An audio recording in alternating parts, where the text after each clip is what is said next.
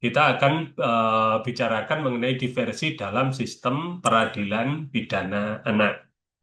Sistem peradilan pidana anak ini, saudara-saudara, memang berbeda antara yang ada pada tahun 1997 dengan yang ada pada saat ini. Perbedaannya banyak sekali ya, baik itu berkaitan dengan masalah cara penyelesaian maupun juga mekanisme dan pelibatan siapa saja yang memang dapat diikut sertakan dalam penyelesaian kasus tindak pidana anak. Nah, dari sini kita bisa melihat bahwa di dalam undang-undang yang baru, ya, artinya yang merupakan pengganti dari Undang-Undang Nomor 3 tahun 1997 tentang Pengadilan Anak, itu adalah Undang-Undang Nomor 11 tahun 2012. Nah, Undang-Undang Nomor 11 tahun 2012 ini menjelaskan terkait dengan pengertian. Nah, kalau kita lihat, maka pengertian anak di dalam Undang-Undang Perlindungan Anak dengan pengertian yang ada di dalam sistem peradilan pidana anak itu berbeda. Nah, perbedaannya begini. Kalau menurut pasal 1 angka 1 Undang-Undang Nomor 23 tahun 2002 tentang perlindungan anak, maka pengertian anak adalah seorang yang belum berusia 18 tahun, termasuk yang ada di dalam kandungan. Nah, kemudian kalau kita melihat dari pengertian anak dalam sistem peradilan anak yang diatur di dalam undang-undang itu berbeda-beda pengertiannya ya. Kita ambil satu contoh begini. Yang namanya anak yang berkonflik dengan hukum atau biasa disebut dengan anak itu adalah anak yang telah berumur 12 tahun tetapi belum berumur 18 tahun yang diduga melakukan tindak pidana. Nah, pengertian ini jelas berbeda dengan anak dalam konteks Undang-Undang Perlindungan Anak. Karena kalau dalam konteks perlindungan anak-anak itu usianya maksimal 18 tahun. Tapi mulainya itu bisa 1 hari bahkan termasuk anak yang masih ada dalam kandungan. Jadi konteksnya itu adalah konteks pemberian perlindungan, bukan dalam konteks menyelesaikan tindak pidana. Jadi beda ya, beda. Ketika terjadi satu perbedaan itu, terus penegak hukum menggunakan yang mana? Maka yang digunakan adalah tergantung dari kebutuhannya. Kalau dalam rangka untuk melindungi saksi, melindungi korban, kemudian melindungi anak secara umum, maka kita tidak menggunakan pengertian dalam pasal 1 angka 3 Undang-Undang Sistem Peradilan Pidana Anak. Jadi anak saksi ya, jadi anak saksi itu adalah anak yang usianya belum mencapai 18 tahun yang dapat memberikan keterangan guna kepentingan penyidikan, penuntutan, pemeriksaan di sidang pengadilan tentang suatu perkara yang didengar, dilihat, dan atau dialami sendiri. Jadi usianya itu bisa kurang dari 12 tahun. Sedangkan tadi yang anak berkonflik dengan hukum atau anak yang akhirnya dijadikan anak tersangka, kemudian juga dilanjutkan dengan proses dakwaan dan nanti akhirnya itu dijatuhi pidana atau tindakan, itu usianya minimal 12 tahun, jadi sudah mencapai 12 tahun. Jika belum mencapai 12 tahun, maka anak itu meskipun melakukan tindak pidana pembunuhan misalnya, maka dia tidak dapat diadili dalam sistem peradilan pidana anak. Nah, terus penyelesaiannya gimana? Penyelesaiannya menggunakan diversi pada anak yang usianya kurang dari 12 tahun. Itu ada peraturan pemerintahnya yang nanti juga akan kita bicarakan secara bertahap. Nah, kemudian ada juga anak itu yang disebut dengan anak korban. Jadi bukan korban anak ya, anak korban. Siapa itu anak korban? Anak korban adalah anak yang menjadi korban tindak pidana yang berumur yang belum berumur 18 tahun. Jadi usianya itu belum mencapai 18 tahun. Sehingga yang bisa dijadikan saksi dan juga bisa dijadikan korban dalam sistem peradilan pidana anak itu tidak ada kewajiban usianya sudah mencapai 12 tahun. Dari tiga pengertian tadi yang ada di dalam Undang-Undang Nomor 11 Tahun 2012 itu ada persamaannya. Persamaannya adalah usia anak itu belum mencapai 18 tahun. Lah perbedaannya, kalau anak yang berkonflik dengan hukum, nah jadi nanti anak yang dijadikan tersangka, dijadikan terdakwa, dan juga nanti yang dijatuhi pidana, itu usianya minimal harus 12 tahun. Kurang dari 12 tahun, maka penyelesaiannya menggunakan diversi. Nah, kemudian kalau anak korban dan juga anak saksi itu minimumnya ya, jadi minimumnya itu adalah dalam usia 1 hari itu ekstrimnya ya. Tetapi di dalam anak menjadi saksi tentu usia yang 1 hari kan tidak mungkin bisa dijadikan saksi. Nah, kemudian perlu ada yang saya sampaikan lagi, yaitu berkait dengan anak yang menjadi korban tindak pidana dan juga ada anak yang menjadi saksi. Khususnya adalah anak yang menjadi saksi atau disebut dengan anak saksi. Ketentuan ini ya, jadi ketentuan sebagaimana dimaksud ini sebenarnya agak anu ya apa agak janggal jika kita misalkan bandingkan dengan eh, yang terkait pada putusan Mahkamah Konstitusi. Jadi di dalam putusan Mahkamah Konstitusi itu yang disebut dengan saksi ya, jadi sekali lagi yang disebut dengan saksi itu ya, bukan hanya mereka yang anu ya apa bukan hanya mereka yang melihat, mendengar, atau mengalami suatu tindak pidana, bukan. Jadi di sini berdasarkan putusan MK nomor 65 PUU garis datar Romawi 8 tahun 2010 yang diputus pada tanggal 8 Agustus tahun 2011 bahwa yang dimaksud dengan saksi yang diatur dalam KUHP itu dinyatakan bertentangan dengan Undang-Undang Dasar 45 dan tidak memiliki kekuatan mengikat. Nah, padahal ini tanggal 18 Agustus tahun 2011 sudah diubah itu. Tapi ternyata pada Undang-Undang Nomor 11 tahun 2012 itu tidak mengikuti pengertian saksi sebagaimana dimaksud oleh Mahkamah Konstitusi. Nah, jadi pengertian saksi menurut Mahkamah Konstitusi yang membatalkan pengertian saksi dalam KUHP itu pengertian saksi tidak hanya menunjuk pada orang yang mendengar sendiri atau melihat sendiri atau mengalami sendiri, tetapi bisa juga orang yang tidak mendengar sendiri, tidak melihat sendiri dan tidak mengalami sendiri terkait dengan tindak pidana. Nah, jadi MK itu mengabulkan karena arti pentingnya saksi bagi tersangka atau terdakwa bukan terletak pada apa yang dilihat, didengar, dan dialami.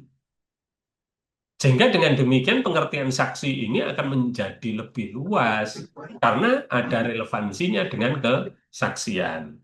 Jadi dengan demikian maka saksi dalam hukum acara pidana itu adalah setiap orang yang melihat atau mendengar atau mengalami satu tindak pidana ya dan juga orang yang dapat memberikan keterangan dalam rangka penyidikan, penuntutan dan peradilan suatu tindak pidana yang tidak selalu harus mendengar, melihat atau mengalami. Tapi sekarang ini trennya kalau kita ngomong saksi tetap saja ya, apalnya kita itu kan mendengar, mengalami, kemudian juga melihat sendiri. Padahal ketentuan itu sudah diubah oleh Mahkamah Konstitusi tahun 2011.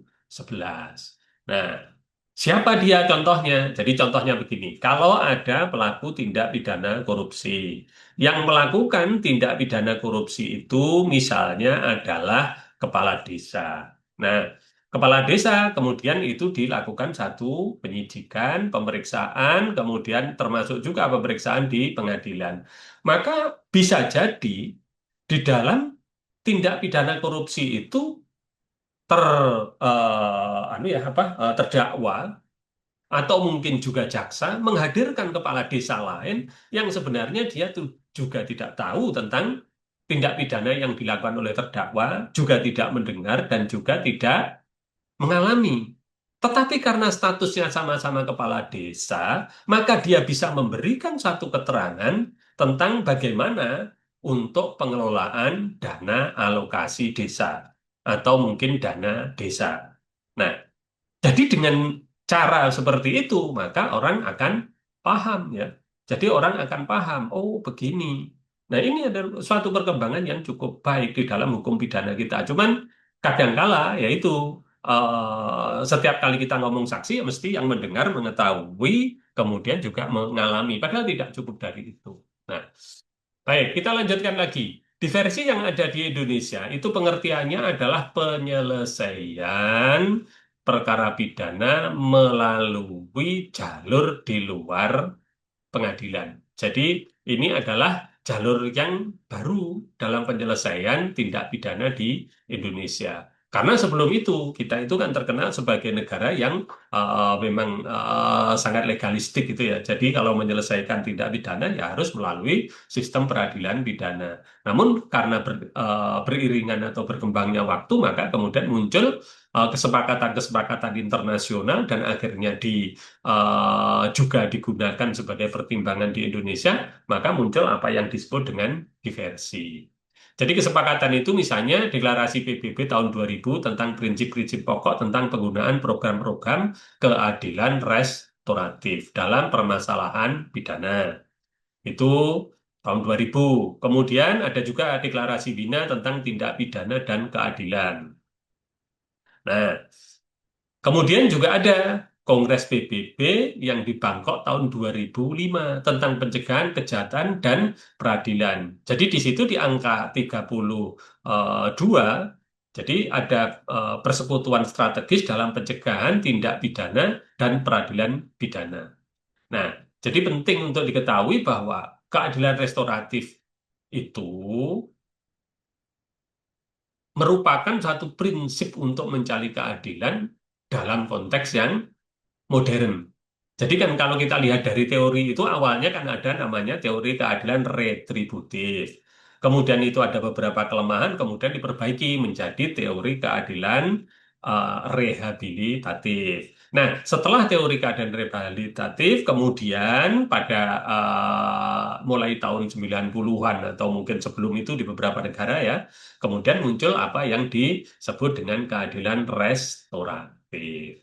Nah, kemudian kalau menyelesaikan kasus tindak pidana anak ini, maka yang dapat didiversi itu adalah anak yang usianya sudah mencapai 12 tahun tetapi belum mencapai 18 tahun. Dari semua tahapan.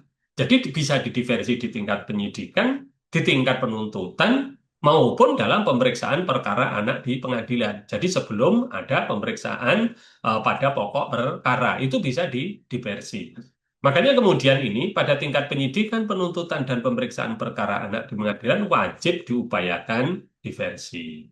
Nah, tapi perlu saya sampaikan, pengertian wajib di sini itu tidak mengandung sanksi bagi yang melanggar. Karena apa? Karena berdasarkan putusan dari Mahkamah Konstitusi juga gitu. Kalau dulu itu penyidik yang tidak melakukan diversi, kemudian jaksa yang tidak melakukan diversi, kemudian pengadilan hakim yang tidak melakukan diversi, padahal anak tersebut itu berpeluang didiversi atau memenuhi syarat, maka penyidik, jaksa, dan hakim diancam dengan pidana penjara. Nah, itu. Kemudian itu kan dianggap sebagai sesuatu yang apa ya, yang dipaksakan karena ada kriminalisasi terhadap penegak hukum di dalam rangka untuk melaksanakan tugas. Kemudian diujikan di Mahkamah Konstitusi, akhirnya kemudian pasal tersebut dibatalkan. Jadi aslinya itu kewajiban ini harus diikuti. Kalau tidak diikuti diancam dengan pidana. Tetapi karena diujikan di Mahkamah Konstitusi, kemudian oleh Mahkamah Konstitusi pasal tersebut kemudian dianggap bertentangan dengan Undang-Undang Dasar 45. Artinya pasal tersebut tidak berlaku. Nah, kemudian di versi itu dilaksanakan dalam hal tindak pidana yang dilakukan jika diancam dengan pidana penjara di bawah 7 tahun. Maksudnya tidak mencapai 7 tahun. Jadi kalau 7 tahun berarti tidak dapat diversi. Kemudian yang kedua itu adalah bukan merupakan pengulangan tindak pidana. Maksudnya pelakunya itu sebelumnya belum pernah diputus berdasarkan putusan pengadilan yang sudah mempunyai kekuatan hukum tetap, kemudian dijatuhi tindakan atau dijatuhi pidana. Nah, itu. Jadi, kalau kita lihat dari sini, maka kesimpulannya yang bisa didiversi apabila melakukan satu tindak pidana itu adalah orang yang melakukan tindak pidana yang usianya belum mencapai 18 tahun. Diversi itu dibagi menjadi dua. Yang pertama adalah diversi yang usianya sudah mencapai 12 tapi sebelum 18, ya. Kemudian dengan syarat itu pidananya di bawah 7 tahun, kemudian dia bukan merupakan pelaku tindak pidana pengulangan, bukan residivis. Ada juga diversi yang dilaksanakan pada usia anak yang kurang dari 12 tahun. Itu nggak ada syaratnya. Meskipun diancam dengan pidana apa 9 tahun, 10 tahun, dan lain sebagainya, misalnya melakukan penganiayaan yang mengakibatkan matinya korban, yang ancaman pidananya itu bisa 7 tahun jika dalam bentuk tindak pidana pokok, atau mungkin juga kalau dengan rencana dan pemberatan bisa menjadi 15 tahun, bahkan jika dilakukan terhadap orang yang berkualifikasi khusus bisa 20 tahun. Itu tidak masalah. Kalau usianya itu kurang dari 12 tahun, maka persyaratan tindak pidana dan residivis itu tidak berlaku. Nah, jadi gitu. Oke. Kemudian kita lanjutkan lagi mengenai tahapannya ya. Jadi ada tahapannya. Tahapan dalam peradilan pidana anak yang menggunakan jalur diversi. Jadi sekali lagi saya tegaskan, diversi itu merupakan penyelesaian tindak pidana yang dilakukan di luar pengadilan atau disebut dengan jalur non litigasi. Kenapa kok polisi juga diberi kewenangan untuk melakukan satu diversi, begitu juga dengan jaksa. Nah, itu adalah ada kaitannya dengan apa yang disebut dengan asas diskresi. Jadi diversi dengan diskresi itu beda. Ya, jadi kalau diskresi itu intinya adalah pejabat negara boleh melakukan tindakan yang menurut perhitungannya itu lebih bermanfaat meskipun tindakan itu menyalahi aturan hukum. Nah, kemudian kalau diskresi dalam tindak pidana itu, khususnya pada sistem peradilan pidana anak, wewenang diskresional itu dinamakan diversi. Diversi itu dasarnya adalah asas pencapaian keadilan restoratif. Nah, jadi di dalam penyidikan itu yang pertama adalah pemeriksaan terhadap laporan dari pekerja sosial profesional. Nah, jadi di dalam tahap penyidikan ini dia ditetapkan dulu jadi tersangka ya, pelaku tindak pidana anak itu kemudian ditetapkan jadi tersangka. Kemudian dari situ kemudian ada pemeriksaan terhadap laporan dari pekerja sosial profesional. Nah, kemudian diadakan satu di versi. Kemudian nanti juga begitu di penuntut, kemudian juga di pengadilan dan lain sebagainya. Nah, namun ketika kita lihat dari gambaran ini, maka diversi itu bisa dilakukan pada tingkat penyidikan oleh kepolisian. Jika gagal, kemudian berkasnya diserahkan ke jaksa. Jaksa sendiri kemudian melakukan satu diversi. Jika gagal, kemudian dilimpahkan ke pengadilan. Sebelum pemeriksaan pada pokok perkara dimulai, kemudian itu juga masih mungkin dilakukan satu diversi. Kalau itu gagal, baru kemudian dilakukan pemeriksaan, kemudian diadili, kemudian diputus. Ketika sudah diputus, kalau dia dijatuhi pidana, kemudian dia dimasukkan ke lapas anak yang sekarang namanya LPKA. Jadi lembaga eh, pendidikan ya. Jadi lembaga pendidikan khusus untuk anak. Maaf, lembaga pembinaan khusus anak. Nah, kan gedungnya di mana ya? Tetap aja di lapas yang anak yang dulu itu. Kemudian karena ada perubahan nomenklatur, kemudian diganti juga.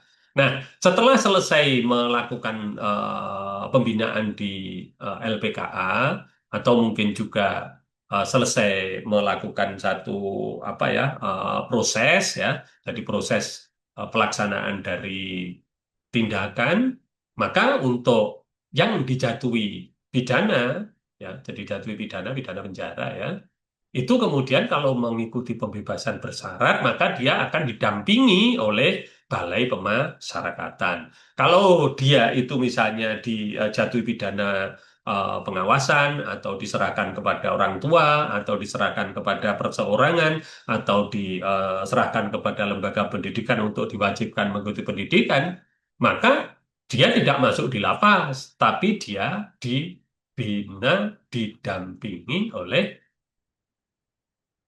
PK ya, jadi oleh PK di Bapas. Jadi PK itu singkatan dari pembimbing ke masyarakatan yang ada di Bapas. Jadi prosesnya begitu ya.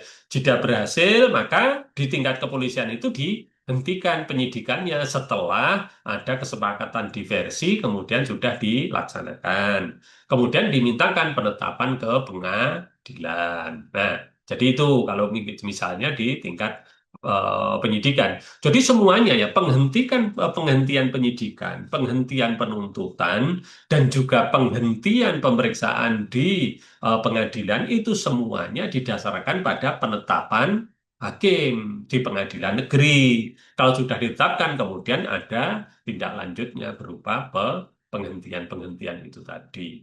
Jadi penyelesaiannya begitu di dalam konteks diversi. Tetapi kalau penyelesaian di restoratif yang model misalnya diselesaikan sebelum dia ditetapkan jadi tersangka karena mungkin tindak pidananya ringan atau mungkin juga dengan pertimbangan yang lain, maka tidak perlu penetapan. Yang perlu penetapan itu apabila dia sudah ditetapkan jadi tersangka.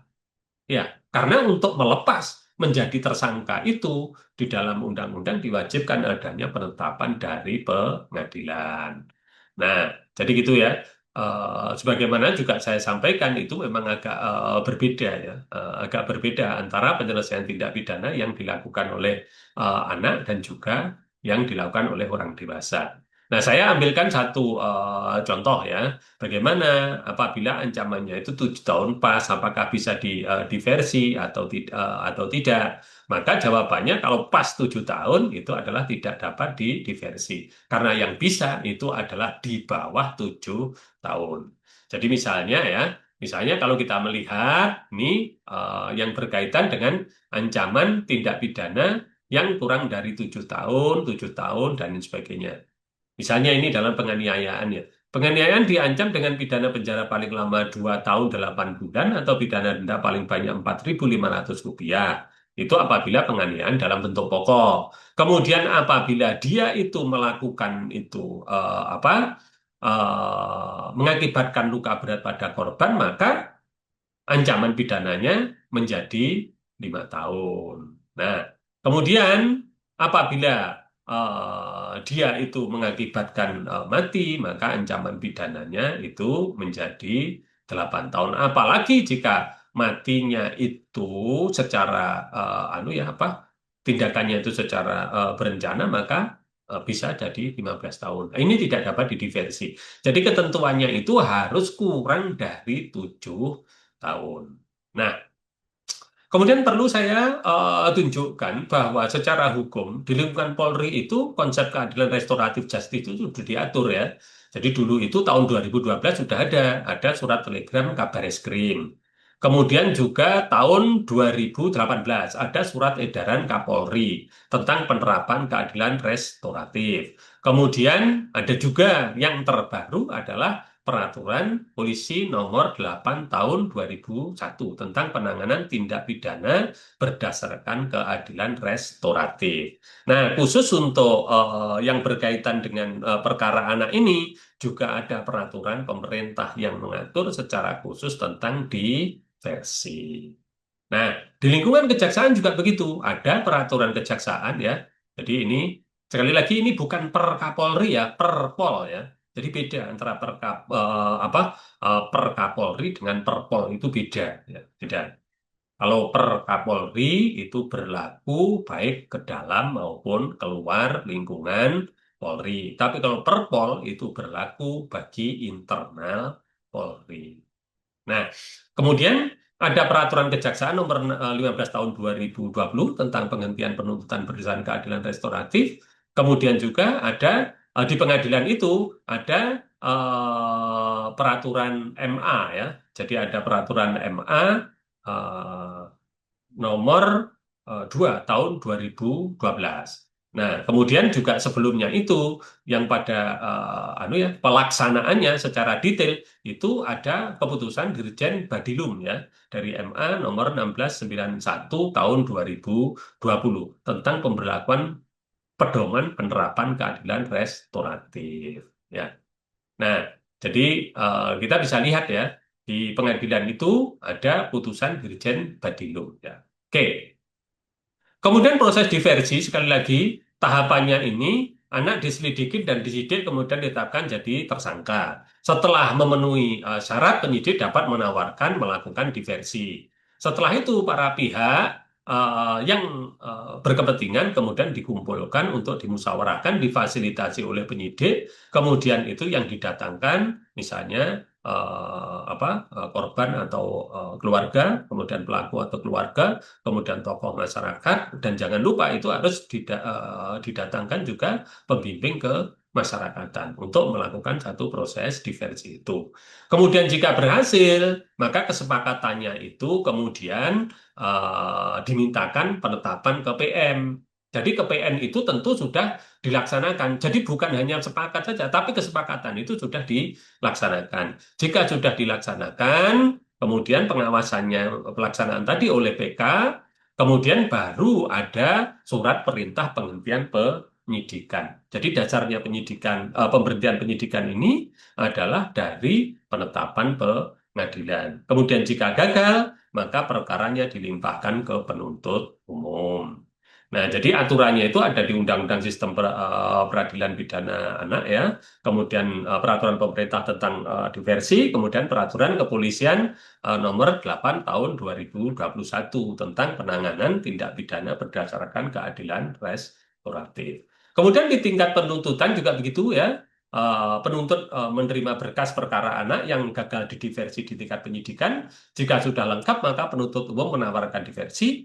Jika setuju, maka penuntut umum melakukan diversi. Kemudian jika para pihak tidak bersedia didiversi atau diversi gagal, maka kemudian berkas langsung dilimpahkan ke pengadilan. Jika berhasil di tingkat penyidikan, maka kesepakatannya dimintakan penetapan ke PN. Ya, dan hasilnya kemudian dilaksanakan dengan pengawasan penuntut umum. Ya, kemudian jika kesepakatan diversi itu bisa terlaksana, maka kemudian jaksa membuat surat ketetapan penghentian penuntutan. Kemudian jika gagal, bagaimana? Perkara dilimpahkan ke pengadilan. Kemudian di pengadilan juga begitu. Pengadilan menerima berkas, ya. Kemudian yang gagal di diversi. Jadi berkas yang gagal diversi di tingkat kejaksaan. Kalau di kejaksaan gagal ya di penyidikan jelas gagal itu ya. Kemudian ketua pengadilan menetapkan hakim untuk menangani perkara anak. Hakim kemudian menawarkan kepada para pihak jika nanti bersepakat kemudian dilakukan diversi. Nah, jika para pihak itu sepakat lakukan diversi dan tentukan tanggalnya. Kemudian jika musyawarah itu tidak mencapai kesepakatan, maka hakim membuat laporan dan berita acara proses diversi. Kemudian jika berhasil, maka kesepakatannya dimintakan penetapan ke PN. Kemudian hasilnya dilaksanakan dengan pengawasan ketua dan dibimbing oleh PK Bapas. Jika kesepakatan diversi itu bisa terlaksana, maka ketua PN memerintahkan hakim untuk menerbitkan penetapan penghentian pemeriksaan perkara agar dapat dijadikan sebagai dasar kepada penuntut umum untuk menerbitkan surat ketetapan penghentian penuntutan. Jadi sekali lagi, kalau berhasil di tingkat pengadilan itu nanti yang membuat surat ketetapan penghentian adalah tetap pada jaksa. Jadi jaksa itu ada dua kemungkinan membuat suratnya, yaitu terhadap perkara yang berhasil diversi oleh jaksa dan perkara yang berhasil didiversi oleh hakim. Yang mendiversi itu ya harus jaksa anak, hakim anak, yang menyidik juga harus penyidik anak. Nah, kemudian jika kesepakatan diversi itu gagal dilaksanakan, maka perkara disidangkan. Nah, kemudian bagaimana jika anak tersebut belum mencapai 12 tahun? Pedomannya ada di peraturan pemerintah tentang diversi tahun 2014 ya. Jadi penyidik, pembimbing kemasyarakatan, dan pekerja sosial profesional mengambil keputusan untuk menyerahkan kepada orang tua atau wali, atau mengikut sertakan dalam program pendidikan, pembinaan, dan pembimbingan di instansi pemerintah atau lembaga pembinaan kesejahteraan sosial, baik di tingkat pusat maupun daerah, untuk waktu paling lama 6 bulan. Jadi kalau tindak pidananya dilakukan oleh anak yang usianya kurang dari 12 tahun. Nah, kemudian keputusan tersebut dilaksanakan harus berdasarkan litmas ya. Jadi penelitian kemasyarakatan atas permintaan penyidik. Nah, penelitian kemasyarakatan ini yang lakukan siapa? Yang lakukan adalah PK di Bapas. Nah, kemudian pembimbing kemasyarakatan itu membuat satu laporan dan meminta pendapat ahli. Kemudian nanti pengambilan keputusan, jadi keputusan untuk menyelesaikan apakah diserahkan pada orang tua, apa wali, apa diikutkan di dalam pendidikan, dan lain sebagainya itu harus memperhatikan kepentingan terbaik bagi anak dan lain sebagainya. Anak yang belum berumur 12 tahun yang melakukan atau diduga melakukan tindak pidana dapat ditempatkan pada orang tua wali, instansi pemerintah atau LPKS yang menangani bidang kesejahteraan baik di daerah maupun di pusat. Nah, jadi itu penting untuk diketahui untuk penyelesaian kasus tindak pidana.